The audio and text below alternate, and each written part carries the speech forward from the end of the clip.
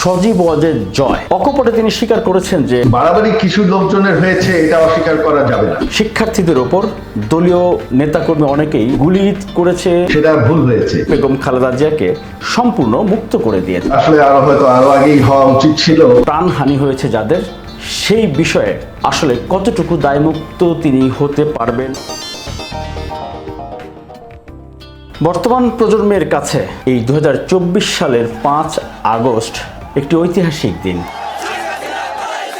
পরপর 3বার ক্ষমতায় থাকা প্রধানমন্ত্রী ছাত্র নাগরিকদের গণ অভ্যুত্থানের জনরোষে শেখ হাসিনার ক্ষমতাচ্যুত হওয়া এবং দেশ ত্যাগের নির্মম বাস্তবতা।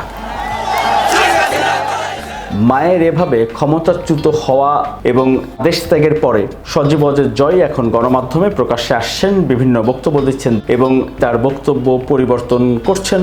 ঠিক আছে, শেখ হাসিনার পর আপনাদের কি হবে সেটা আমারও চিন্তার বিষয় না, আমার পরিবারের আর চিন্তার বিষয় না, আপনারা বুঝবেন। বলেছিলাম যে আমার পরিবার আর রাজনীতি করবে না, তবে আমাদের নেতাকর্মীর উপর যেভাবে হামলা হচ্ছে এই পরিস্থিতিতে আমরা হাল ছেড়ে দিতে পারি না। সেটা আমরা সবাই অভিমান করেছিলাম।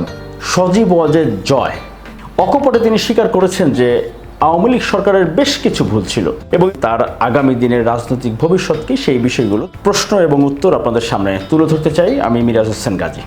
যেই পরিস্থিতি বা যে আন্দোলনের কারণে ক্ষমতাচ্যুত হতে হয়েছে আওয়ামী লীগ সরকারকে, শেখ হাসিনাকে দেশ ত্যাগ করতে বাধ্য হতে হয়েছে, সেই ছাত্র নাগরিকদের গণ আন্দোলনে শিক্ষার্থীদের ওপর দলীয় নেতাকর্মী অনেকেই অত্যাধুনিক অস্ত্র নিয়ে আইন শৃঙ্খলা রক্ষাকারী বাহিনীর সাথে সরাসরি গুলি করেছে, তাদেরকে হত্যা করা হয়েছে, এমন ভিডিও সামাজিক যোগাযোগ মাধ্যমে আছে, ইন্টারন্যাশনাল গণমাধ্যমে সেগুলো দেখানো হয়েছে। এ বিষয়ে জয়ের বক্তব্য কি?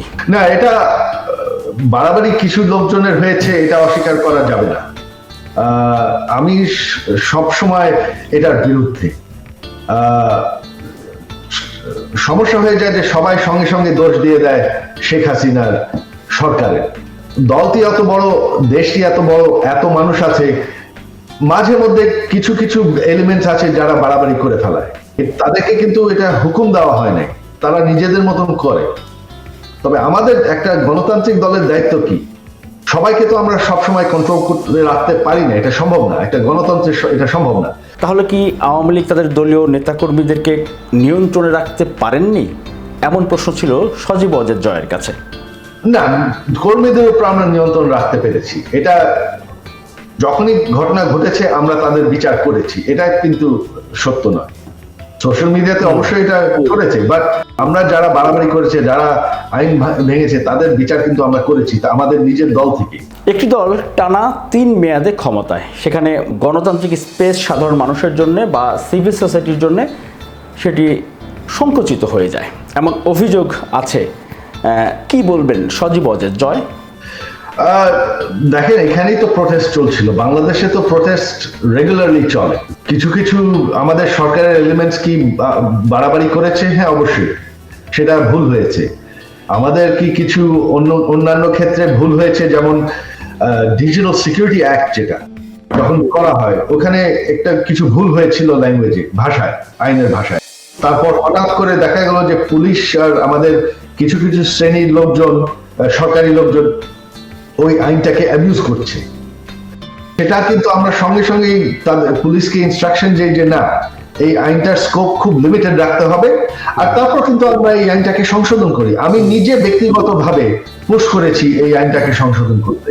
তো ভুল যে হবে না, আপনি যদি আমাকে বলেন যে এমন একটা সরকার হবে যে যেখানে কোনোদিন ভুল হবে না, এই কেউ গ্যারান্টি দিতে পারে, আমি বলবো যে মাশাআল্লাহ, তাহলে তোমরা দেশ চালাও, দেখায় দাও হবে।